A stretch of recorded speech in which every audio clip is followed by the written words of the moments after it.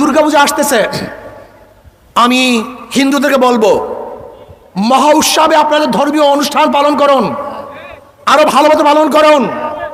আওয়ামী লীগের আমলে যেরকম পালন করতে না পারছেন, তার চেয়ে আনন্দের সাথে আপনার ধর্মীয় অনুষ্ঠান পালন করবেন। যদি প্রয়োজন হয় আমরা আপনাদেরকে ছায়ার মতো রাখবো, আপনাদেরকে আমরা সাহায্য করব, সহযোগিতা করব। কোনো অবস্থাতেই মুসলমান কোনো ধর্মীয় প্রতিষ্ঠানের উপরে, কোনো মন্দিরের উপরে আক্রমণ করতে পারে না। আমি চাই বাংলাদেশে আগামীতে হিন্দুদের ধর্মীয় উৎসব পালিত হবে, যেখানে সমস্ত মুসলমান সজাগ থাকবে যেন কেউ কোনো অবস্থাতেই তাদের উপরে আক্রমণ করতে না পারে। ইসলামী আন্দোলন বাংলাদেশ বংশাল থানা শাখা কর্তৃক আয়োজিত আজকের এই গণসমাবেশের সম্মানিত সভাপতি, জাতির শ্রেষ্ঠ সন্তান, শ্রদ্ধাভাজন ওলামায়ে কেরাম, সর্বস্তরের জনগণ ভাইয়ার আমার, যেই মাঠে আমরা আছি এই মাঠের নাম জানি কি? পাকিস্তান মাঠ, এখন বাংলাদেশ মাঠ। আসলে যেখানে দাঁড়িয়ে আছেন এই জায়গাটা বর্তমানে 4 বার স্বাধীন হয়েছে। কয়বার স্বাধীন হয়েছে? 4 বার স্বাধীন হয়েছে। আমরা অনেকেই জানি না, এর জন্যই প্রশ্নটা তুলছি আমি। দেখেন, এই দেশটা ছিল একসময় মুসলমানদের। 750 বছর পর্যন্ত মুসলমানরা শাসক ছিল। 1200 বছর বলতে পারেন আপনি, মুসলমানরা শাসক ছিল। কিছু মুনাফিক বেঈমানের কারণে ব্রিটিশ এদেশে শাসন করে নাই, শোষণ করেছে। নির্যাতিত হয়েছিলাম মুসলমানরা। আজকে আমাদের বাচ্চারা জানি না আমরা কিভাবে নির্যাতিত হয়েছিলাম, নিপীড়িত হয়েছিলাম।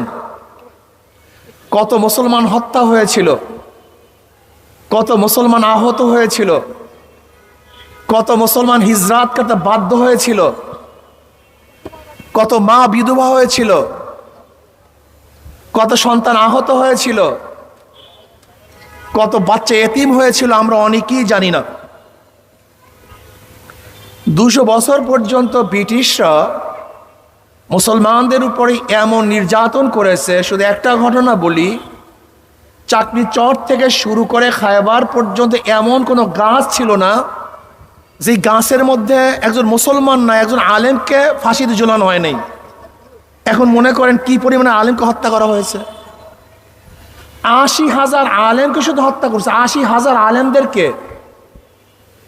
এই বাংলার মধ্যে 80,000 মাদ্রাসাকে ধ্বংস করা হয়েছিল। দিল্লির মধ্যে 1000 মাদ্রাসাকে বুলডোজার দিয়ে নিশ্চিহ্ন করা হয়েছিল। কিন্তু তারপরেও কিন্তু তারা কলেমা ছাড়ে নাই, দিনের দাওয়াত ভুলে নাই, ইসলাম ছেড়ে বেঈমান হয় নাই। আবার মুসলমানদের নেতৃত্বের মাধ্যমে আন্দোলনের ভিত্তিতেই 1857 ঈসাই সালে আজাদী আন্দোলন সেফাই বিপ্লবের প্রথম নেতৃত্ব প্রদান করেন হাজী ইমদাদুল্লাহ মহাজির মক্কি রহমতুল্লাহ আলাই, রশিদ আহমদ গঙ্গুই রহমতুল্লাহ আলাই, জাফর থানেশ্বর রহমতুল্লাহ আলাই, কাসেম নাজুর রহমতুল্লাহ আলাই। তাদের ব্রিটিশ হটাও আন্দোলনের ভিত্তিতেই এদেশ থেকে ব্রিটিশ হটতে বাধ্য হয়েছিল। এই প্রথম আমরা স্বাধীন হলাম। কোন জায়গার থেকে? ব্রিটিশ থেকে। এই প্রথম স্বাধীনতার পরে দেখলাম যে সংখ্যাগরিষ্ঠ হিন্দুরা মুসলমানদের অধিকার প্রতিষ্ঠিত করতে পারছে না। আবারও আমরা চিন্তা করলাম যে ভিন্ন একটা দেশের দরকার, ভূখণ্ডের দরকার, যেখানে মুসলমানরা থাকবে, মুসলমানের অধিকার প্রতিষ্ঠিত হবে, মুসলমানরা কথা বলতে পারবে, ইবাদত করতে পারবে। আমরা আবার আন্দোলন শুরু করলাম, পাকিস্তান পাকিস্তান পাকিস্তান পাকিস্তান জিন্দাবাদ। এই পাকিস্তানের জন্য আন্দোলন কে করেছে? একমাত্র মুসলমান, অন্য কেউ না, অন্য কেউ না। এদেশ 47-এ স্বাধীন হয়েছিল ধর্মের ভিত্তিতে, অন্য কোনো ভিত্তিতে নয়। এটা মাথার মধ্যে প্রত্যেকটা মুসলমানের রাখতে হবে, প্রত্যেকটা মুসলমানের মাথায় রাখতে হবে। এদেশ স্বাধীন হয়েছিল 47-এ ভৌগোলিক অবস্থানের কারণে নয়, ঋতুর কারণে নয়, ভাষার কারণে নয়। এদেশ স্বাধীন হয়েছিল কিসের ভিত্তিতে? ধর্মের ভিত্তিতে।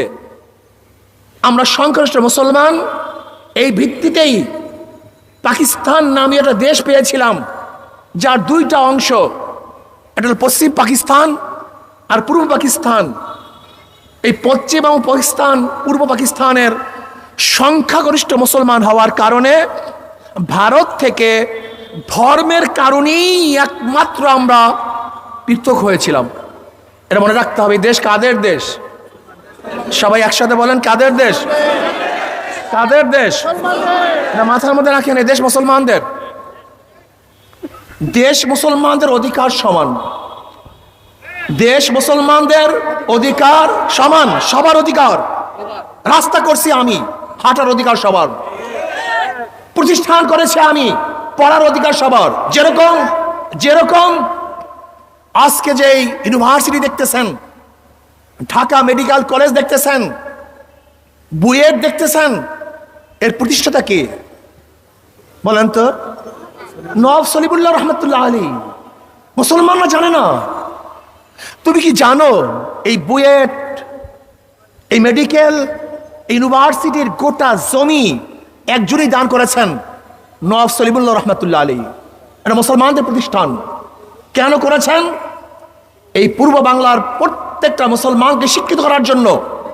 আপনাকে জানেন, তখন ক্যালকাটায় বাংলাদেশে যেন ইউনিভার্সিটি হতে না পারে 41 বার মিটিং হয়েছিল, 41 বার।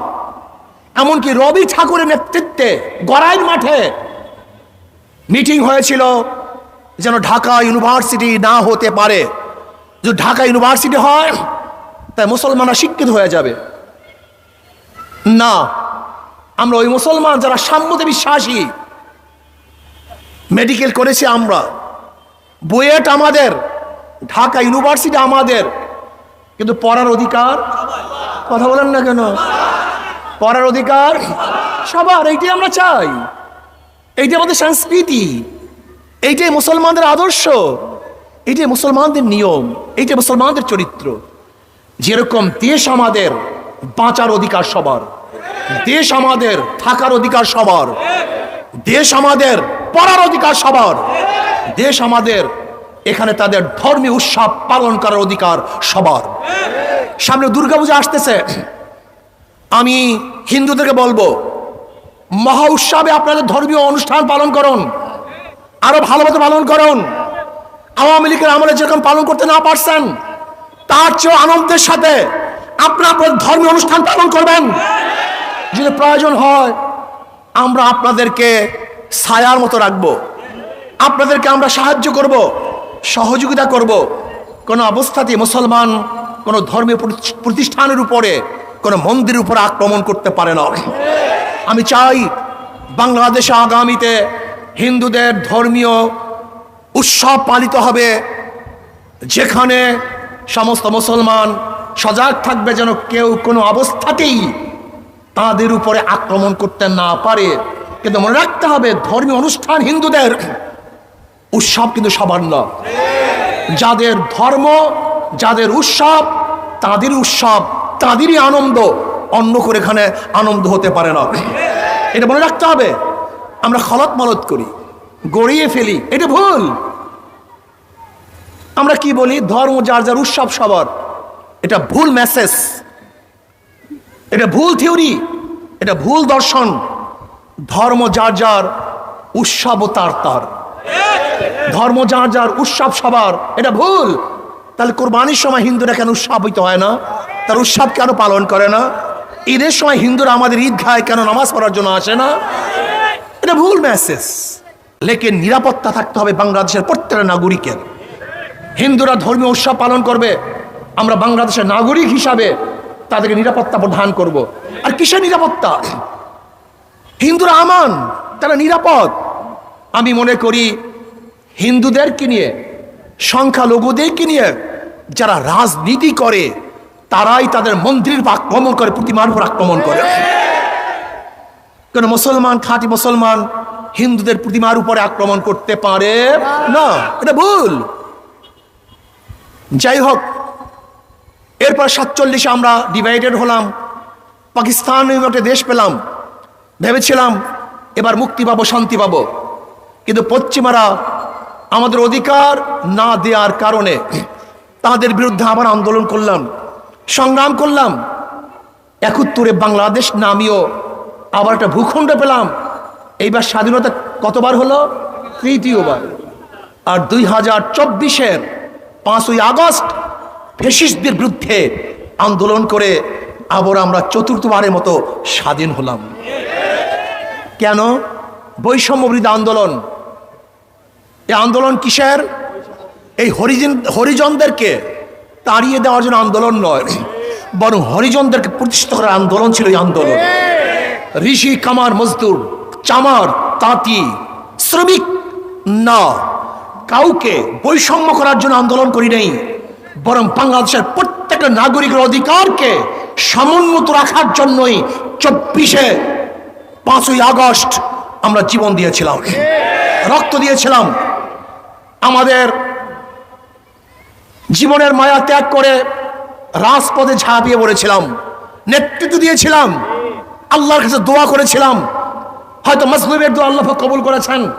আমি মনে করি 5ই আগস্টের এই বিপ্লব, এই আন্দোলন, এই স্বাধীনতা, এটা কোনো ব্যক্তিত্বের, কোনো দলের এটা কৃতিত্ব নয়। এই কৃতিত্ব একমাত্র আমার আল্লাহর।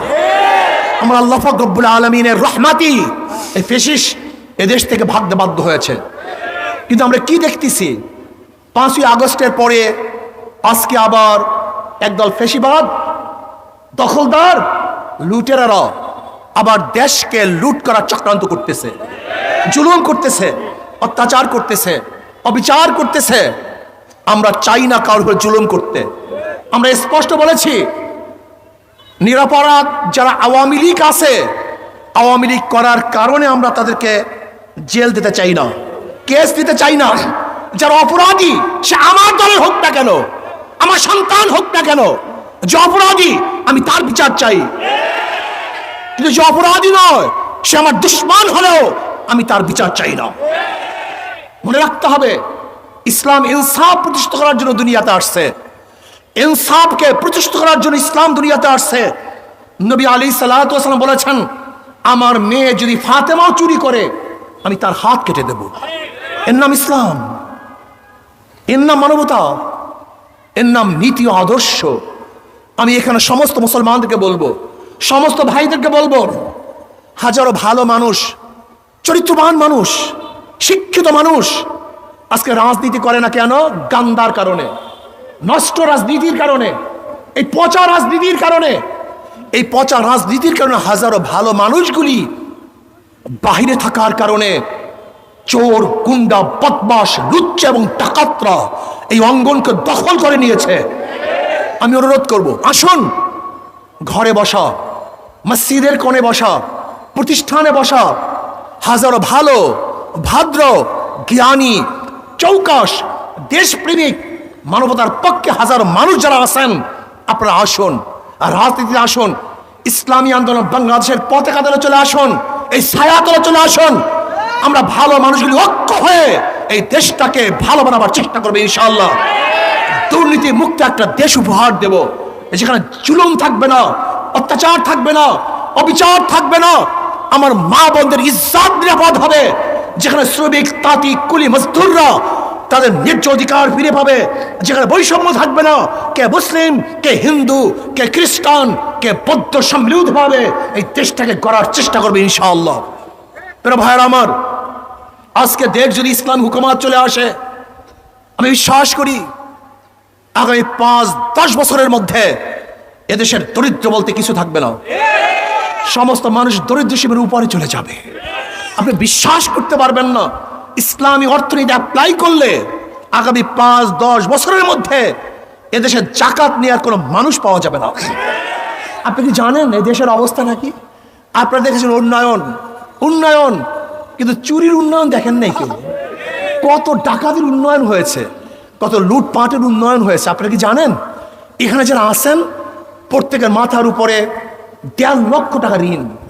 আজকে যে সন্তান জন্মগ্রহণ করবে তার মাথার উপরেও 1.5 লক্ষ টাকার ঋণের বোঝা মাথায় নিয়ে জন্মগ্রহণ করবে।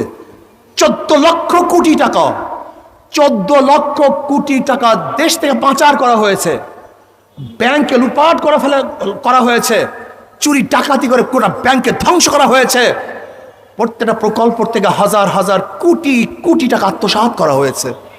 আপনাকে দেখেন নাই আমাদের দেশের এক যুবলীগের লিডার, সে সিঙ্গাপুরের জুয়ার আসরে এক টেবিলে 200 কোটি টাকা হারার পরেও তার চেহারার মধ্যে পরিবর্তন আসে নাই। এদেশ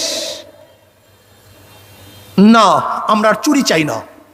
এই টাকা কাদের টাকা? সরকারের কোনো টাকার গাছ নাই যে টাকার গাছ থেকে সে টাকা আমদানি করে। সরকারের টাকার গাছ কারা জানেন? এই আপনারা সবাই, এই কৃষক, শ্রমিক, মজদুর, তাঁতি, ঋষি, চামার, আমরা এখানে যারা দাঁড়ানো আছি প্রত্যেকটা মানুষ ভ্যাট এবং ট্যাক্স পে করি। এই যে মাথার মধ্যে টুপি, এর মধ্যে ভ্যাট ট্যাক্স আছে। চশমা পরিধান করছেন, তার মধ্যে ভ্যাট ট্যাক্স আছে। আজকে যেই মাঠের মধ্যে আছেন এখানে আপনার ভ্যাট ট্যাক্স আছে। আপনি যে রাস্তা দিয়ে হাঁটেন সেখানে ভ্যাট ট্যাক্স আপনারই। আজকে যে পানি পান করতেছেন সেই ভ্যাট ট্যাক্স আপনার। আজকে যে বিদ্যুৎ ব্যবহার করতেছেন সেই ভ্যাট ট্যাক্স আপনার। আজকে যে গ্যাস ব্যবহার করতেছেন আপনার ভ্যাট এবং ট্যাক্সের টাকা দিয়ে আপনার উপরে জুলুম এবং অত্যাচার করা হচ্ছে। বারবার কারেন্ট বিল বাড়ছে, বারবার গ্যাস বিল বাড়ছে, বারবার পানির বিল বাড়ছে, বারবার আমাদের ট্যাক্স বাড়ানো হয়েছে। জনগণের কল্যাণের জন্য আমরা কেউ কাজ করি নাই, বরং দল এবং নিজেকে পালনের জন্যই আমরা কাজ করেছি। আসুন, আমি ভদ্রলোকদেরকে বলবো, ভাইদেরকে বলবো, আসুন আমরা সম্মিলিতভাবে একসাথ হয়ে দেশটাকে গড়ি। আর যেই ভদ্র মানুষগুলি আছেন, আদর্শবানেরা আছেন, চরিত্রবানেরা আছেন, আমি দাওয়াত দিচ্ছি, আসুন সব ইসলামী আন্দোলন বাংলাদেশের পতাকাতে ঐক্যবদ্ধ হয়ে আদর্শ ভিত্তিক একটা দেশ গড়ার জন্য আমরা চেষ্টা করব। আল্লাহ আমাকে এবং আমাদের সবাইকে সম্মিলিতভাবে এই দেশ গড়ার তৌফিক দান করেন। আমা আলাইনা ইল্লাল বালাগ। আজকে আমার আরও 2টা প্রোগ্রাম আছে কেরানীগঞ্জ এবং যাত্রাবাড়িতে। আল্লাহ পাক দলে দলে মানুষকে ইসলামের ছায়াতলে আনার তৌফিক দান করেন।